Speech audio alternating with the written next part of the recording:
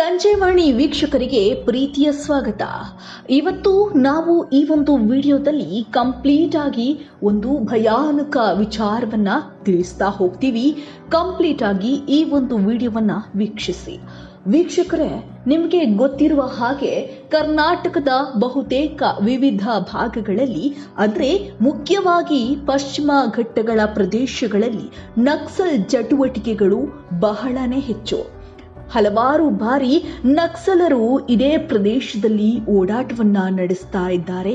ಹಾಗೆ ಈ ಹಿಂದೆ ಕೂಡ ಸಾಕಷ್ಟು ವಿಚಾರಗಳು, ಸಾಕಷ್ಟು ಅಚ್ಚರಿಯ ಸಂಗತಿಗಳು ಈ ಒಂದು ಅರಣ್ಯ ಪ್ರದೇಶಗಳಲ್ಲಿ ನಡೆದು ಹೋಗಿವೆ. ಹಾಗೆಯೇ ದಕ್ಷಿಣ ಕನ್ನಡ ಇರಬಹುದು, ಹಾಗೆಯೇ ಕರಾವಳಿಯ ವಿವಿಧ ಭಾಗಗಳಲ್ಲಿ ಅರಣ್ಯ ಪ್ರದೇಶಗಳಲ್ಲಿ ನಕ್ಸಲ್ ಚಟುವಟಿಕೆಗಳು ಜಾಸ್ತಿ ಆಗ್ತಾನೆ ಇವೆ. ಕೆಲವೊಂದು ಬಾರಿ ಗೊತ್ತಾಗುತ್ತೆ, ಇನ್ನು ಕೆಲವೊಂದು ಬಾರಿ ಈ ರೀತಿಯಾದಂತಹ ಹಲವಾರು ನಕ್ಸಲ್ ಚಟುವಟಿಕೆಗಳು ಈ ಒಂದು ಪ್ರದೇಶದಲ್ಲಿ ನಮಗೆ ಗೊತ್ತಾಗ್ತಾ ಹೋಗುತ್ತೆ. ಅದೇ ರೀತಿಯಾಗಿ ನಿನ್ನೆ ಪಶ್ಚಿಮ ಘಟ್ಟದಲ್ಲಿ ಇದೇ ಒಂದು ಉಡುಪಿ ಭಾಗದ ಹೆಬ್ರಿಯಲ್ಲಿ ನಕ್ಸಲ್ ಒಬ್ಬನ ಎನ್ಕೌಂಟರ್ ಆಗಿದೆ. ಇದರ ಬಗ್ಗೆ ಕಂಪ್ಲೀಟ್ ಆಗಿ ಈ ಒಂದು ವಿಡಿಯೋದಲ್ಲಿ ನಿಮಗೆ ತಿಳಿಸ್ತಾ ಹೋಗ್ತೀನಿ. ನಿಮಗೆ ಗೊತ್ತಿಲ್ಲದಂತಹ ಸಾಕಷ್ಟು ಸಂಗತಿಗಳನ್ನ ಈ ಒಂದು ವಿಡಿಯೋದಲ್ಲಿ ಬಿತ್ತರಿಸ್ತಾ ಹೋಗ್ತೀವಿ. ಉಡುಪಿ ಜಿಲ್ಲೆಯ ಹೆಬ್ರಿ ಠಾಣೆ ವ್ಯಾಪ್ತಿಯ ಕಬ್ಬಿನಾಲೆ ಅರಣ್ಯ ಪ್ರದೇಶದಲ್ಲಿ ನಿನ್ನೆ ರಾತ್ರಿ ನಡೆದಂತಹ ಎನ್ಕೌಂಟರ್ನಲ್ಲಿ ನಕ್ಸಲ್ ನಾಯಕ ವಿಕ್ರಮ್ ಗೌಡ ಹತನಾಗಿದ್ದಾನೆ. ಹೌದು ವೀಕ್ಷಕರೇ, ಇಲ್ಲಿ ಈ ಭಾಗದಲ್ಲಿ ಮುಖ್ಯವಾಗಿ ಉಡುಪಿಯಲ್ಲಿ ಬಂದಾಗ ಅಥವಾ ಹೆಬ್ರಿ ಭಾಗದಲ್ಲಿ ಹೆಚ್ಚಾಗಿ ನಕ್ಸಲ್ ಚಟುವಟಿಕೆಗಳು ನಡೆಯುವಂತಹ ಒಂದು ಜಾಗವಾಗಿದೆ. ನಿಮಗೆ ಗೊತ್ತಿರುತ್ತೆ, ಇಲ್ಲಿ ಈ ಹಿಂದೆ ಕೂಡ ಸಾಕಷ್ಟು ಜನ ನಕ್ಸಲರು ಓಡಾಟವನ್ನ ನಡೆಸ್ತಾ ಇದ್ರು. ಹಾಗೆ ಕೆಲವೊಂದು ಮನೆಗಳಿಗೆ ಬಂದು ದಿನಸಿ ಸಾಮಗ್ರಿಗಳನ್ನ ಪಡೆದುಕೊಳ್ತಾ ಇದ್ರು. ಹಾಗೆ ಅಲ್ಲಿ ಊಟವನ್ನ ಮಾಡ್ಕೊಂಡು ಹೋಗ್ತಾ ಇದ್ರು. ಇಂತಹ ಹಲವಾರು ಘಟನೆಗಳು ಉಡುಪಿ ಜಿಲ್ಲೆ ಇರಬಹುದು, ಹಾಗೆ ದಕ್ಷಿಣ ಕನ್ನಡದಲ್ಲಿ ಕೂಡ ನಡೆದು ಹೋಗಿದೆ. ಅದೇ ರೀತಿಯಾಗಿ ಉಡುಪಿ ಹಾಗೂ ಚಿಕ್ಕಮಗಳೂರು ಜಿಲ್ಲೆಗಳ ವ್ಯಾಪ್ತಿಯ ದಟ್ಟಾರಣ್ಯದಲ್ಲಿ ಅರಣ್ಯದ ಅಂಚಿನ ಕೆಲವೊಂದು ಗ್ರಾಮಗಳಲ್ಲಿ ನಕ್ಸಲ್ ಚಟುವಟಿಕೆಗಳು ಈಗಲೂ ಕೂಡ ನಡೀತಾನೆ ಇದೆ. ಇದೀಗ ಮತ್ತೆ ಆರಂಭ ಆಗೋಕೆ ಕಾರಣ ಆಗಿದೆ. ನಕ್ಸಲ್ ನಿಗ್ರಹ ಪಡೆ ಕಾರ್ಯಾಚರಣೆ ಕೂಡ ಕಳೆದ ಕೆಲವೊಂದು ದಿನಗಳಿಂದ ನಡೀತಾ ಇತ್ತು.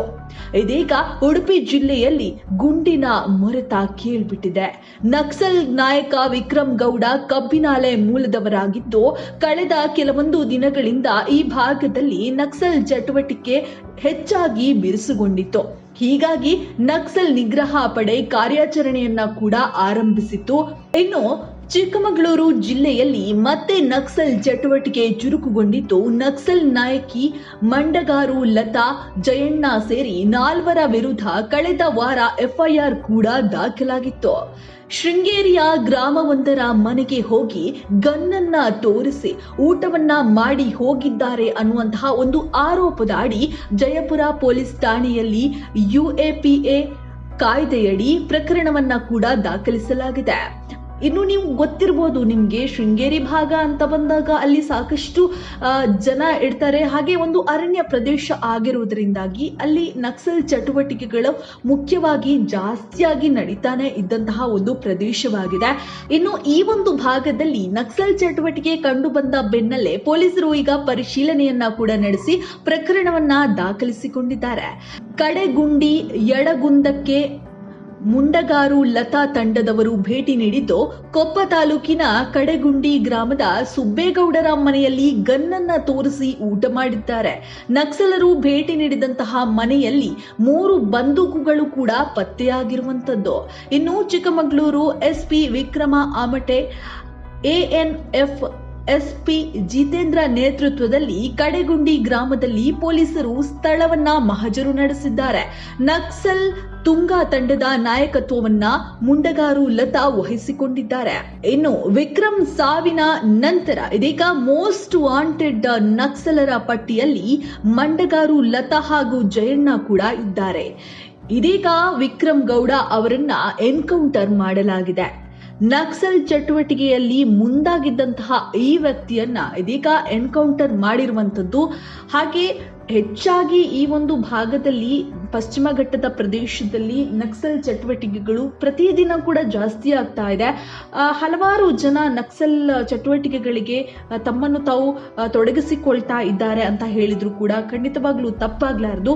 ಇದರ ಬಗ್ಗೆ ನಿಮ್ಮ ಅನಿಸಿಕೆ ಅಭಿಪ್ರಾಯಗಳನ್ನ ನೀವು ನಮಗೆ ಕಮೆಂಟ್ ಮೂಲಕ ಮುಕ್ತವಾಗಿ ತಿಳಿಸಬಹುದು. ಇದಾಗಿತ್ತು ಈ ಹೊತ್ತಿನ ವಿಶೇಷ. ನೋಡ್ತಾ ಇರಿ ಸಂಜೆವಾಣಿ.